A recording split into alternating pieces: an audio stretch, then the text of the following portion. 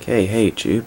This is going to be quite a lengthy video I'm going to be sort of comparing the brand new 3DS Extra Large from Nintendo with Sony's PS Vita and their old PlayStation Portable. So, to start with, the first thing I noticed with the 3DS is it's got a huge battery life. This is the XL one. In terms of actual gameplay, it lasted a good 6 to 8 hours of a mixture between 3DS games, DS games, web browsing, and video playing. So it's a much better battery life than the 3 to 5 hours you would expect on this.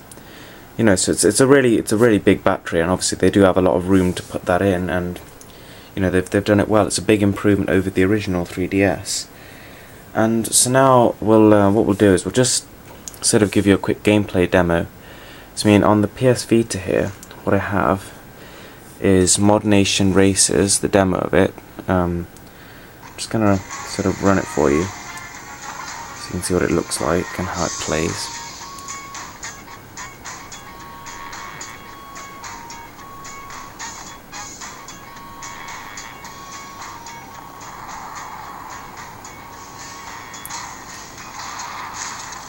You'll notice it's not running at the highest frame rate.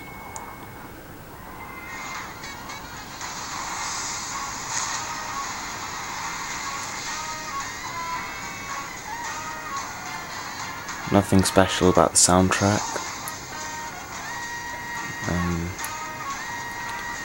The game doesn't have a whole lot of character. It's just kind of in my opinion, a very bland racing title. Especially when you compare it to Mario Kart 7 on the 3DS Extra Large. Let's jump into that.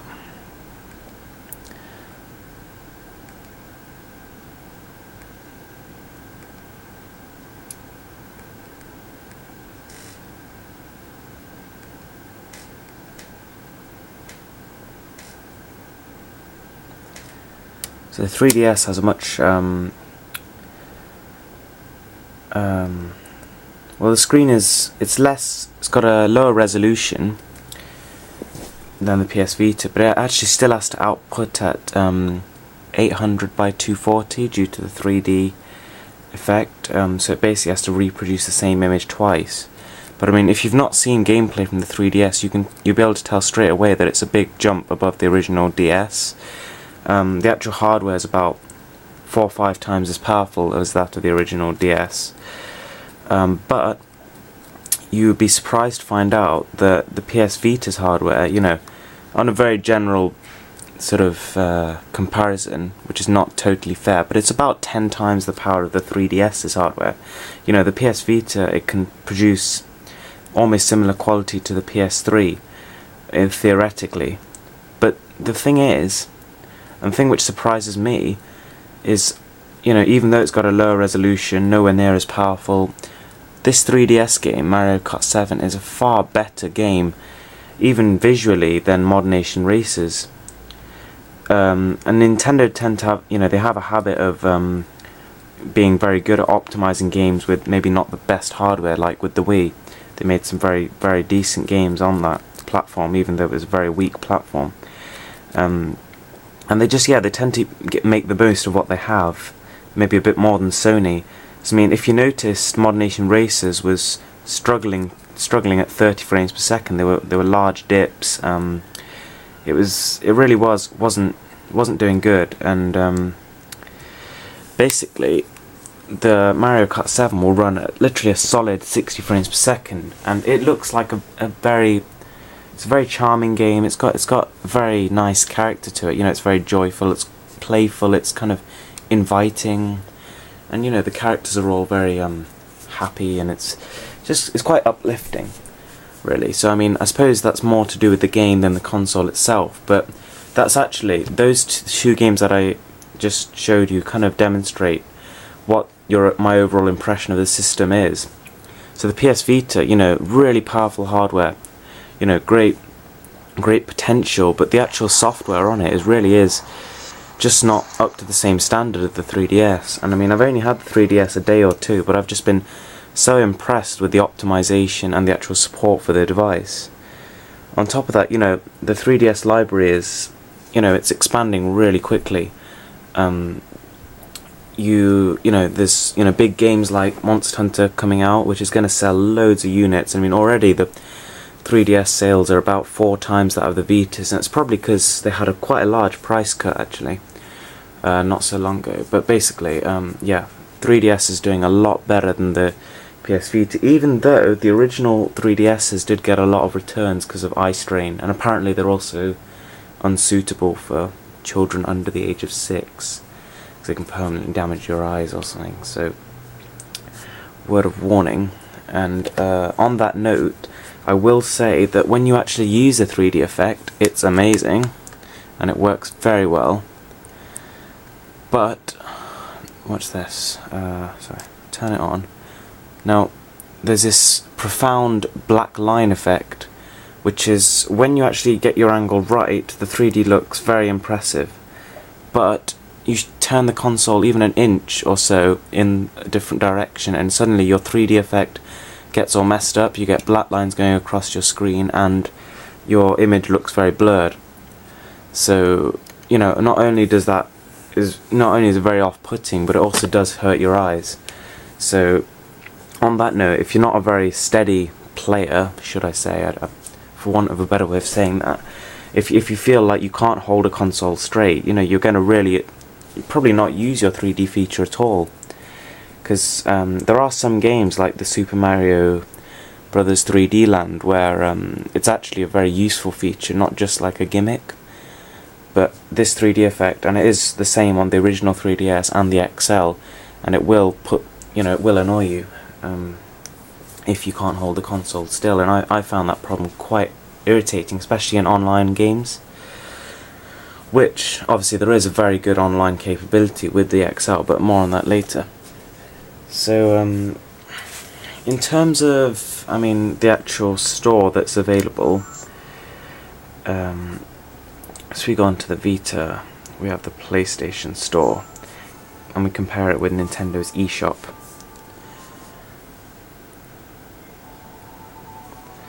One more thing about the Nintendo is it's not very good at multitasking. It's got a similar sort of software overlay as the Vita, in that everything is launched with an app. But the thing with the DS is literally, you can only run one thing at a time.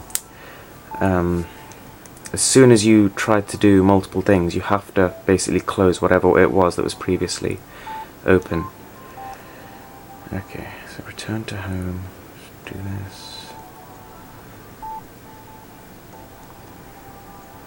And we'll go back to home as soon as we can. But basically, for the PS Vita side of things, there's a whole host of stuff that you can buy. There's PS Vita games, which there are a fair few of, obviously not as many as there are 3DS games, but don't forget that you've got your PSP compatibility, and there's a ton of PSP games on here. You've got your minis, you've got your PS1 classics as well, and I mean anyone who previously owned those consoles and wants to bring back old memories, or maybe someone who's just missed a game. I mean, the Final Fantasies are very popular on the PS1 side of things, so I mean you can grab them for about $7.99, just it's fairly cheap. And yeah, I think the PS Vita store is also very well made. So I mean, you've got your search bar, you've got your movies, you've got your PlayStation Mobile. It's all very easy to get through. You've got lots of different categories and a regular sale which is updated, say once a week or so. So you can keep checking for offers and stuff, and all the latest games will pop up here, and yeah, you can just have a look. And it does work very well. It's quick to find what you're looking for basically, and there are a lot of things that you can purchase on there, and the price is fairly decent. But as soon as you come to the 3DS, firstly you'll notice it's nowhere near as intuitive. It just doesn't have the same sort of flow to it. But on top of that, the games are very expensive, considering they are portable, sort of trimmed down games. I mean, look, Legend of Zelda, $39.99, Star Fox, $39.99, Super Mario 3D Land, $39.99. So these games, even though they are maybe not full console games, you are paying the full price. This is very expensive. And I mean, you can see how many people. Look, that's got 22,138 ratings. I mean, a lot of people are downloading this kind of stuff, and you can buy physical copies for about 25 if you search for them. So I can't really see why. And the thing with a physical copy is when you're done with it, you can sell it on as well, which is what I will do. And yeah, so in terms of store, the PS Vita's definitely got the upper hand. And the one thing the Vita has got which the 3DS doesn't is trophies. Trophies is a kind of thing which, let me just turn the brightness up, which basically it's kind of, those PS3 owners will know, it's just kind of a way of making games feel a little more satisfying and rewarding, so it kind of just gives you more incentive to play your games and gives you goals and things to do in them. So now what I'll do is just bring the PSP into the mix. So here's Sony's previous console, and what I'll do is get rid of that, and from our Uncharted we will run a demo of Uncharted, which is sort of one of Sony's first kind of 3D action games, and we'll compare it with the previous generation Monster Hunter on the PlayStation Portable, which was probably the best looking PSP game that there was, along with maybe a couple of Final Fantasies such as Crisis Core. So I'll just see like kind of what the leap was between those two and how the PSP compares to the 3DS. Now, as I mentioned earlier, the PS Vita has a much higher resolution than 3DS, but you know what, when you're playing the games, you don't notice it so much. You really don't. Literally, the resolution on this screen is about triple that of this screen, and they're almost the same size.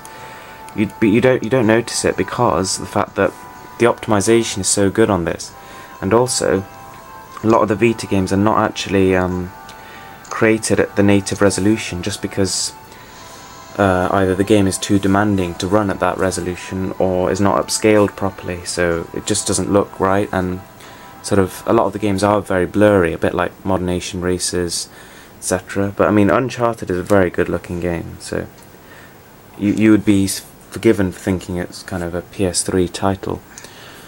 Let's just position this a bit better. Yeah. So again, as you can see, the 3DS Extra Large is huge.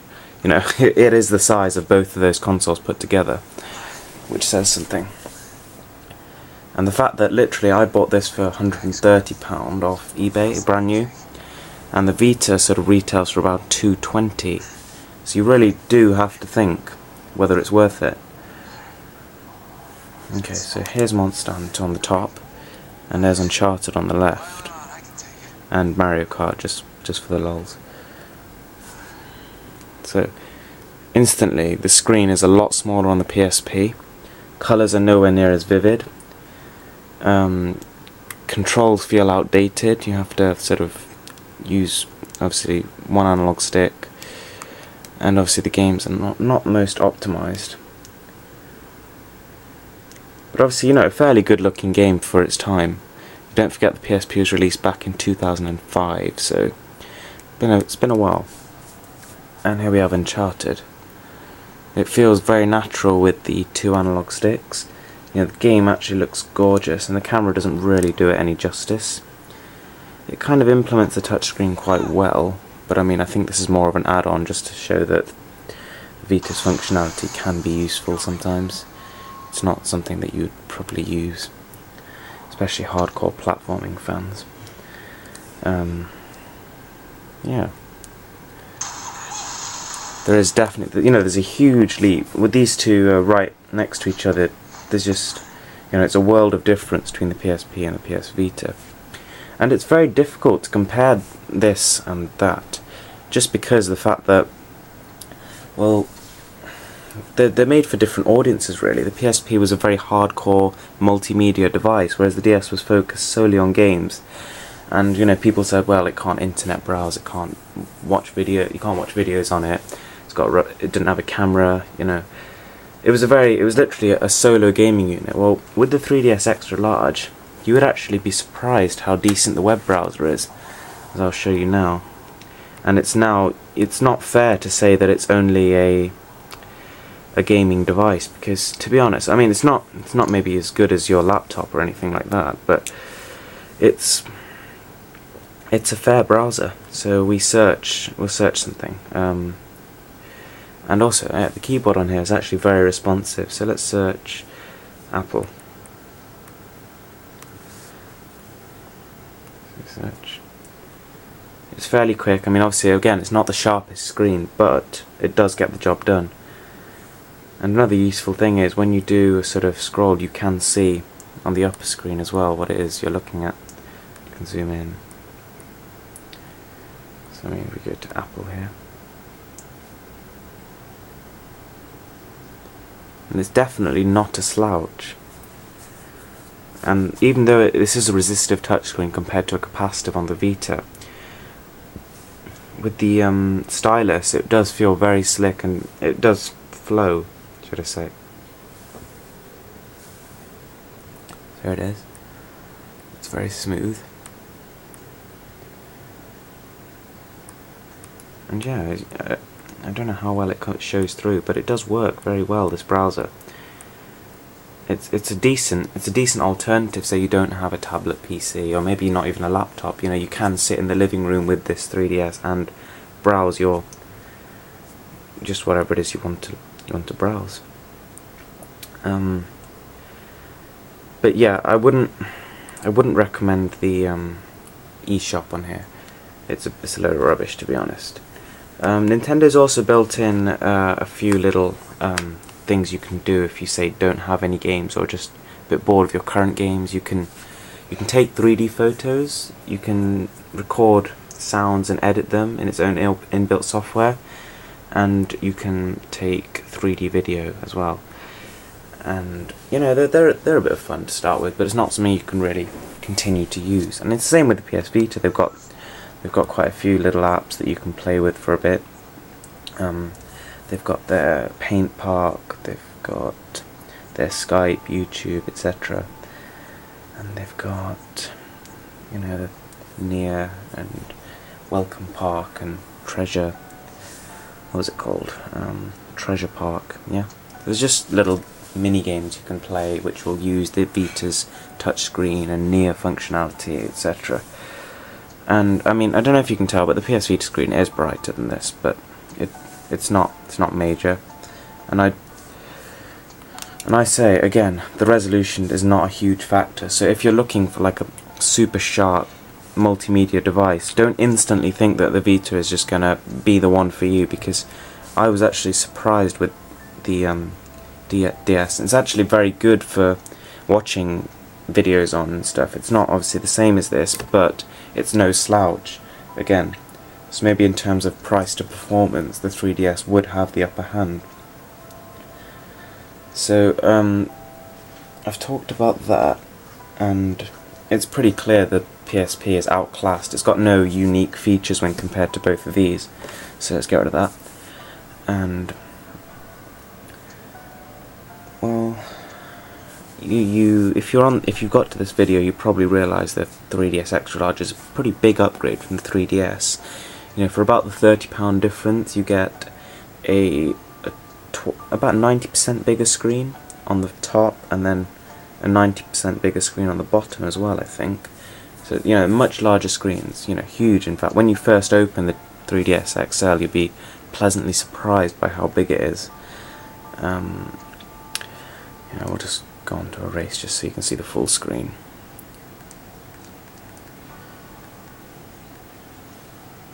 Yeah, so on top of that you get probably an extra 2 hours worth of battery life.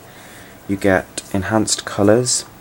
The shape is sort of more easily fits around your hands, and also the texture is sort of anti-fingerprint kind of matte finish rather than the glossy 3DS fingerprint magnet. And as you can see, this device is also a lot thinner. 3DS was known as like a triple layer beast pretty much. You know, it was huge. So this is actually in a way more portable because it's more slimline. You know, it's the kind of product you'd expect Apple to come up with. It does look very sleek. And so, I mean, in terms of the Vita's own unique functionality, we've got, you know, the rear touchscreen, front and rear cameras, we've got gyro sensors, front touchscreen. So, you know, it's pretty packed full of stuff. But I'm gonna have to say that what the Vita does have over the 3DS, a back touchscreen, gyro sensors, has not been used in any game very effectively to sort of make it like a must-have feature, if that makes any sense. So there's been no games which have used these features really, really well. Like, say the 3D has been used really well on the 3DS in Super Mario 3D Land. You know, or the stylus has been used very effectively for typing and that kind of thing. I don't think the Vita has been used to its full potential yet. And also I do think that it's kind of being neglected by Sony themselves. You know, it's they're kind of, even though their Vita is brand new and their PS3 is 7 or so years old, they're still releasing loads more PS3 games than they are PS Vita. They're kind of ignoring it almost. You know, the newly announced Call of Duty for Vita, it's being produced by an unknown studio who, you know, are very small, and, you know, it's not being produced by Activision or Treyarch or anything. They've kind of sidelined their own console in a way. Just because of the disappointing sales numbers, really, which is kind of their own fault because of their pricing structure.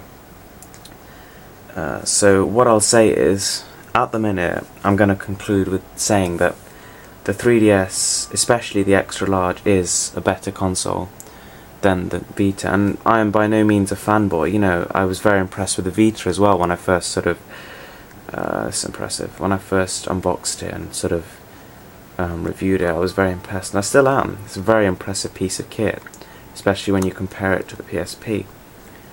But I think the 3DS is much more user-friendly. There's really good online possibilities. The games are just a lot more fun to play, less focused on graphics and cramming all the Vita's sort of functionality and different alternate input methods into the game, and more focused on just having a good time. And, you know, it's just very fun and family friendly as well. And there's a lot of, I mean, fanboyism as well. It depends on whether you like what kind of games Sony has. There are a lot of exclusives which you just won't be able to get on the 3DS, and vice versa. You know, such as, you know, you're not going to be getting Mario anytime soon on that, and you're not going to be getting Ratchet and Clank anytime soon on this. It's also a matter of preference, but just my personal opinion, my 2 cents, take it or leave it, the 3DS is better at the minute. You know, it's sleek, it's powerful, it's modern, and it's got a really awesome 3D effect. You know, I'm not going to lie, when it works it looks amazing. Library's great, and the price is really, really good for what you're getting. You wouldn't instantly assume that the 3DS actually costs less than the Vita, but it costs substantially less. You know, if you search around well enough, you can get it for almost £100 less than the PS Vita. So that pretty much concludes my sort of review and comparison. And you know, I'm just going to conclude by saying that the Vita is a great console, but I mean, it has too many ports, and the fact that it's been sidelined by Sony just under a year after its release is kind of just saying that even they've given up on their own console. So unless there's some next, you know, some huge game franchise release on the Sony, I think it's going to pretty much slide downhill. Another possible thing that could boost the sales, though, is if a hack is released. I know a lot of people are against hacks, but the only reason the PSP was so successful is that it was hacked. You know, loads of people are buying this console just to get homebrew and emulators and free downloads of their ROMs and all that kind of stuff. So again, there is potential, but for now the 3DS is the winner. So thanks for watching. Rate, subscribe, comment, like, and comment and just say sort of which one you think's better.